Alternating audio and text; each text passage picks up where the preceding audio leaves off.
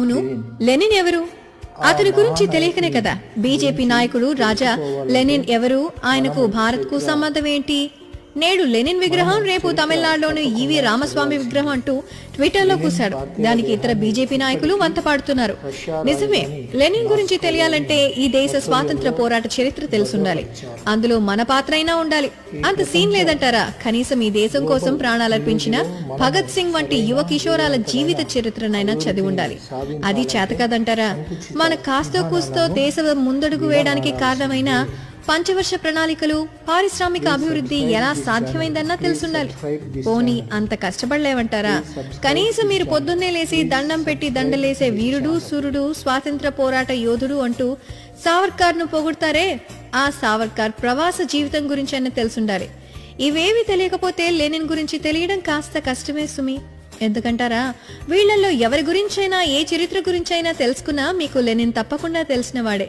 ఆ పార్టీ ఈ పార్టీ అనే తేడా లేకుండా, ఆ నాయకుడు ఈ నాయకుడు అనే వ్యత్యాసం లేకుండా ఆ లెనిన్ నుంచి స్ఫూర్తి పొందిన వారే.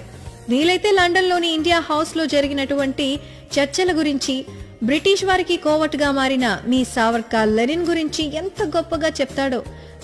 లండన్ నుంచి ఆయన రాసిన ఉత్తరాలను చదివి చూడండి, కొంచెమైనా ఆయన గురించి అర్థమవుతుంది. అబ్బే, చదవడం మా వల్ల ఎక్కడవుతుందంటారా? పోనీ మీ పక్కింట్లోనో ఎదురింట్లోనో ఉన్న హై స్కూల్ పిల్లాన్ని పిలిచి అడగండి, అరే బాబు, లెనిన్ ఎవరు నాన్న అని.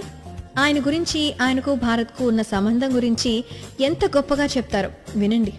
అప్పుడెప్పుడో మీలాంటోడే ఒకడు, ఈ లక్ష్మీ సెహగల్ ఎవరు, ఆమె గురించి ఎప్పుడు వినలేదే అన్నాడు. అందుకే చెప్పేది, సరస్వతి శిశు మందిర్లో, వేద పాఠశాలలో, విద్యారణ్య స్కూల్లో చదవకండిరా అని.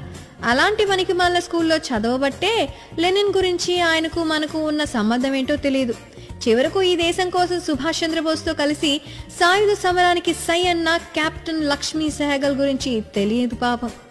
బ్రిటిష్ ప్రభుత్వం సృష్టించిన జలియన్ వాలాబాగ్ మారణకాండలో, సైమన్ గోబ్యాక్ పోరాటంలో, లాలా లజపతి రాయ్ని పొట్టన పెట్టుకున్న సంఘటనలో, తిలక్ అరెస్టు విషయంలో ఈ దేశ స్వాతంత్ర సమర యోధుల పక్షాన నిలబడ్డ మహామనిషి లెనిన్.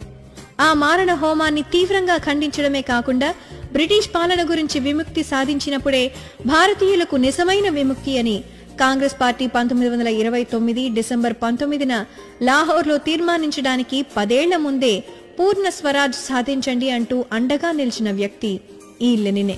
స్వాతంత్ర పోరాటంలో ఏనాడు క్రియాశీలంగా పాల్గొనని నీకు ఆయన గురించి తెలియమంటే ఎలా తెలుస్తుంది చెప్పు?